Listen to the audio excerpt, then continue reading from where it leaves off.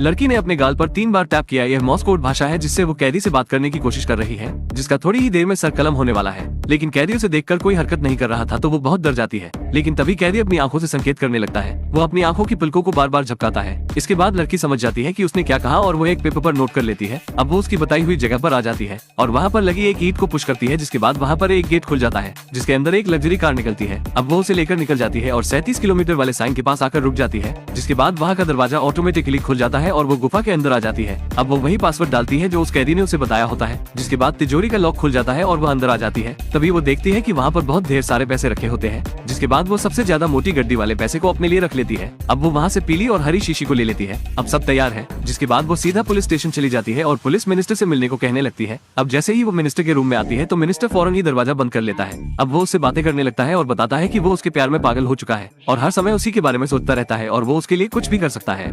लड़की के ऑफिस में आते ही मिनिस्टर दरवाजे को बंद कर लेता है और फिर उसे बताने लगता है कि वो उसके प्यार में कितना लट्टू है और वो उसके लिए कुछ भी कर सकता है, जिसे सुनकर लड़की मुस्कुराने लगती है। जिसके बाद लड़की अखबार को उठाती है, उसमें उसी कैदी को दिखाती है जिसका सर कलम होने वाला है। फिर उससे मिलने को कहने लगती है, जिसे सुनकर मिनिस्टर कहने लगता है कि वो कैदी तो बहुत बड़ा मुजरिम है, इसलिए उससे मिलाना थोड़ा कठिन होगा। जिसके बाद लड़की अपने हुस्न का जादू चलाने लगती है और मिनिस्टर को अपने प्यार में गिरा देती है। जिसके बाद मिनिस्टर उसे जाने के लिए हाँ बोल देता है, लेकिन वो ये भी कहता है कि वो भी साथ चलेगा और लड़की भी यही चाहती थी। अब दोनों पुलिस स्टेशन आ जाते हैं, जिसके बाद वार्डन उन दोनों से कुछ पूछताछ करते हैं तो मिनिस्टर उनसे कहता है कि वो कैदी से मिल सकते हैं कुछ पूछताछ करने के लिए। जिसके बाद कैदी को उनसे मिलाने के लिए लाया जाता है तो कैदी बिल्कुल इमोशनलेस होता है। अब तीनों लोगों को एक रूम में डालकर बंद कर दिया जाता है, जिसके बाद 3 घंटे होने के बाद रूम का दरवाजा खोल दिया जाता है। मिनिस्टर लड़की दोनों निकल जाते हैं मानो वहाँ कुछ हुआ ही ना हो। इधर कैदी भी उसी अवस्था में होता है जिस अवस्था में वो पहले था। अगले दिन कैदी जेल से बाहर लाया जाता है उसका सर कलम करने के लिए। फिर कॉलर काटकर उसे सर कलम करने वाली जगह पर उसका सर रख दिया जाता है। लेकिन कैदी फिर भी इमोशनलेस होता है, जिसे देखकर पुलिस वाले कहने लगते हैं बहुत ही हिम्मत वाला कैदी है। तभी वार्डन भी कहने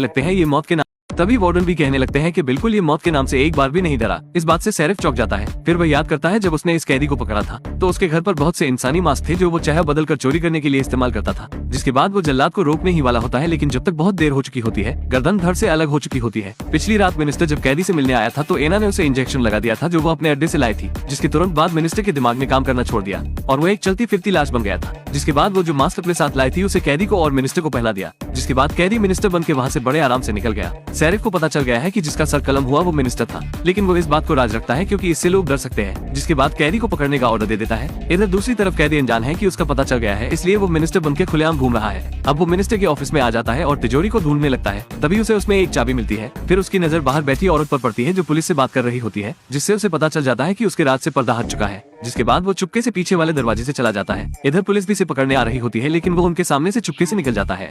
कैदी को पता लग जाता है कि उसके राज से पर्दा उठ चुका है, इसलिए वो पीछे वाले दरवाजे से पुलिस के सामने से छुपकर निकल जाता है। जिसके बाद एना आकर उसे पिकअप कर लेती है और वो वहाँ से भी भागने में कामयाब हो जाते हैं। अब समय आ गया है मिनिस्टर के चुराए हुए पैसे को चुराने का। सबसे पहले अपने आप को बैंक सुरक्षा प्रणाली के साथ परिचित कर लिया। एना ने खुद को एक महान महिला के रूप में पेश किया। फिर बैंक तिजोरी में अपनी 2 प्रसिद्ध पेंटिंग को संग्रहित किया। फिर आकस्मिक होने का नाटक किया। फिर बैंक संरचना के बारे में पूछताछ की। सिक्योरिटी हेड भी एक ईमानदार महिला है। उसने एना को सब कुछ विस्तार से बताया। इस बैंक के चारों तरफ स्टील की मोटी मोटी चादर लगी हुई है। छत और फर्श स्टील की सलाखों से घिरा हुआ है और स्टील के बीच एक जाल तार भी है। दीवार और बाहरी दीवार पर इसे जैसे ही कोई छूता है तो अलार्म ऑटोमेटिकली बजने लगता है। अलार्म बजने के बाद पुलिस 5 मिनट के भीतर आ जाएगी। तो इस तिजोरी को फूल प्रूफ कहा जा सकता है। यहाँ तक कि एक मक्खी भी यहाँ नहीं जा सकती है। लेकिन सिक्योरिटी हेड को उम्मीद नहीं है कि वह न केवल यह अमीर महिला एना है, बल्कि उसकी प्रसिद्ध पेंटिंग भी एक लेजर टूल है। उस रात मैंने एना की प्रसिद्ध पेंटिंग को एक लेजर उत्सर्जित करते देखा। स्टील प्लेटों को तुरंत पिघलाया जाता है और काट दिया जाता है।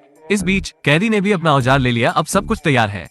कैदी ने ड्रिल जैसे टूल से तिजोरी की दीवार को काट दिया और उसे बाहर निकाल लिया। अब आगे थी जाली, जिसे छूने के बाद अलार्म फौरन बज जाएगा। कैदी बिल्कुल भी नहीं घबराता है। जिसके बाद वो बड़ा संभाल कर एक स्टील पाइप को जाली के अंदर डाल देता है। फिर वो कुछ बूंद एक्वा रेजिया की ताले पर डाल देता है, जिससे लॉक पिघल जाता है। ये लॉक ड्रेनेज पाइप का था। जिसके बाद पाइप का सारा पानी बाहर निकलने लगता है। पानी इतना हो जाता है कि वो जाली तक आ जाता है। जिसके बाद अलार्म तुरंत बजने लगता है, जिसे सुनकर सिक्योरिटी वाले चेक करने लगते हैं तो उन्हें पता लगता है ये सिर्फ पानी होता है जो वाटर लीकेज की वजह से वहाँ पर आ गया होता है। ये सोचकर वो अलार्म को बंद कर देते हैं। जिसके बाद वो फायर ब्रिगेड को फोन कर देते हैं। फायर ब्रिगेड को आने में 5 मिनट लगेंगे, जिससे कैदी को काफी समय मिल जाता है चोरी को अंजाम देने के लिए। ये सब प्लान का हिस्सा है। अब बैंक की मैनेजर जब बैंक आ रही होती है तो एना पेड़ काटकर उसका रास्ता रोक लेती है, जिससे फायर ब्रिगेड वालों के पास तिजोरी की चाबी नहीं होगी और वो उसे खोल नहीं पाएंगे। सब कुछ प्लान के हिसाब से हो रहा है। लेकिन इधर पुलिस को भी पता लग जाए कि मरने वाले मिनिस्टर के पास बहुत पैसा था। इसलिए वो उस जगह को ढूंढने लगते हैं जहाँ उसने छुपाया होता है। और इधर तिजोरी में भी कुछ गड़बड़ हो रही होती है, तो उन्हें लगता है कि यह कोई इत्तेफाक नहीं हो सकता है। इसलिए वो पुलिस को बैंक के चारों ओर लगा देते हैं और कुछ पुलिस वालों को गटर के ऊपर नजर रखने के लिए कह देते हैं। अब जैसे ही पानी गेट के ऊपर होता है तो वहाँ की बिजली बंद हो जाती है, जिसके बाद वो अपने काम पर लग जाता है और थोड़ी देर में कैदी को मिनिस्टर का करोड़ों का खजाना मिल जाता है।